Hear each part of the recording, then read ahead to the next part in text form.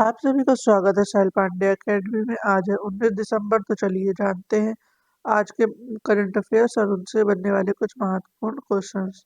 तो हमारा पहला करंट अफेयर बन रहा है इंटरनेशनल से। तो चलिए जानते हैं। रूस ने कैंसर की वैक्सीन बनाने का ऐलान किया। रूस के स्वास्थ्य मंत्रालय ने 17 दिसंबर को कैंसर की वैक्सीन बनाने का ऐलान किया। इसकी जानकारी रूसी स्वास्थ्य मंत्रालय के रेडियोलॉजी मेडिकल रिसर्च सेंटर के डायरेक्टर आंद्रेई कैप्रिन ने रेडियो पर दी। इस वैक्सीन को अगले साल से रूस के नागरिकों को फ्री में लगाया जाएगा। हालांकि अभी रूस के इस दावे की अंतर्राष्ट्रीय रूप से पुष्टि नहीं की गई है। हमारा अगला करंट अफेयर है। चीनी विदेश मंत्री से मिले एनएसए अजीत डोभाल। चीन के दौरे पर गए राष्ट्रीय सुरक्षा सलाहकार अजीत डोभाल ने बीजिंग में 18 अक्टूबर को चीनी विदेश मंत्री वांग यी से मुलाकात की।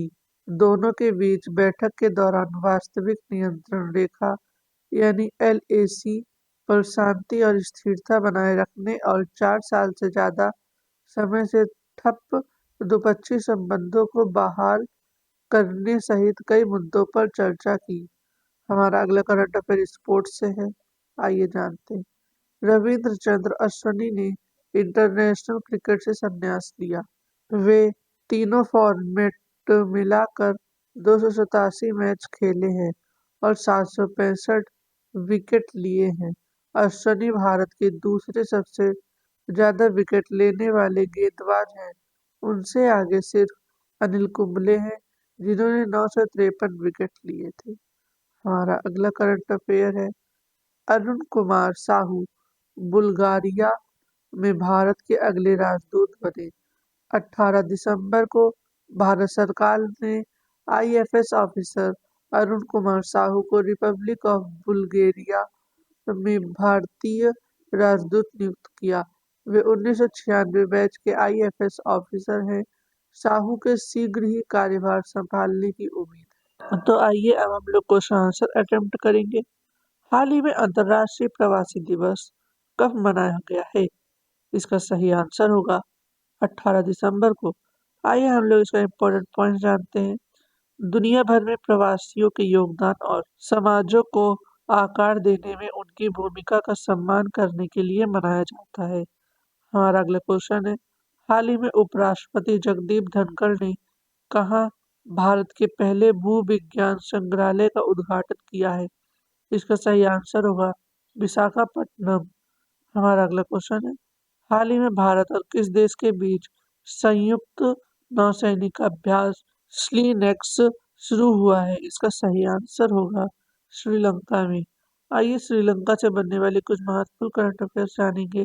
श्रीलंका के क्रिकेटर प्रवीण जयविक्रमा को 1 साल के लिए क्रिकेट के सभी प्रारूपों से प्रतिबंध किया गया। अनुराग कुमार दिसानायके श्रीलंका के 9वें राष्ट्रपति बने। श्रीलंका ने भारत सहित 35 देशों को वीजा मुक्त प्रवेश की अनुमति दी। भारत और श्रीलंका ने एलएनजी अवसंरचना और विद्युत विकास के लिए समझौता ज्ञापन पर हस्ताक्षर किए। भारत और श्रीलंका के बीच यात्री नौका सेवा फिर शुरू हुई। महिला एशिया कप टी20 टूर्नामेंट श्रीलंका के दम्बुला में शुरू हुआ। श्रीलंका ने पहली बार विमेंस एशिया कप 2024 का खिताब जीता। हमारा अगला क्वेश्चन है। हाल ही में 1 जनवरी से भारत के किस शहर में भिखारियों को भीख देना अपराध होगा? इसका सही आंसर होगा इंदौर। हमारा अगला क्वेश्चन है। हाल ही में किसे कैम्ब्रिज डिक्शनरी का वर्ड ऑफ द ईयर घोषित किया गया है? इसका सही आंसर होगा मैनिफेस्ट। हमारा अगला क्वेश्चन है। हाल ही में तुलसी गोडा का निधन हुआ। वे कौन थे? इसका सही आंसर होगा पर्यावरणविद। हमारा अगला क्वेश्चन है। हाल ही में किस देश ने कैंसर की वैक्सीन बनाने का ऐलान किया? इसका सही आंसर होगा रूस। आइए इसका इम्पोर्टेंट पॉइंट जानते हैं। रूस के स्वास्थ्य मंत्रालय ने 17 दिसंबर को कैंसर की वैक्सीन बनाने का ऐलान किया। इस वैक्सीन को अगले साल से रूस के नागरिकों को फ्री लगाया जाएगा। हालांकि अभी रूस के इस दावे की अंतर्राष्ट्रीय रूप से पुष्टि नहीं की गई है। आइए रूस से बनने वाले कुछ महत्वपूर्ण करंट अफेयर्स जान लेते हैं। भारतीय नौसेना में शामिल INS तुसील का निर्माण रूस के सहयोग से किया गया। भारत और रूस के बीच पानसीर एयर डिफेंस सिस्टम के लिए समझौता हुआ। नई दिल्ली में रूसी व्यापार केंद्र का उद्घाटन हुआ। रूस ने ब्रिक्स अनाज विनिमय प्रस्ताव की रूपरेखा प्रस्तुत की। प्रधानमंत्री नरेंद्र मोदी को रूस का सर्वोच्च नागरिक सम्मान the Order of Saint Andrew the Apostle प्रदान किया गया। रूस के उपग्रह के टूटने से ISS और अंतरिक्ष यातायात को खतरा बढ़ा। रूस भारत का शीर्ष तेल आपूर्तिकर्ता बना।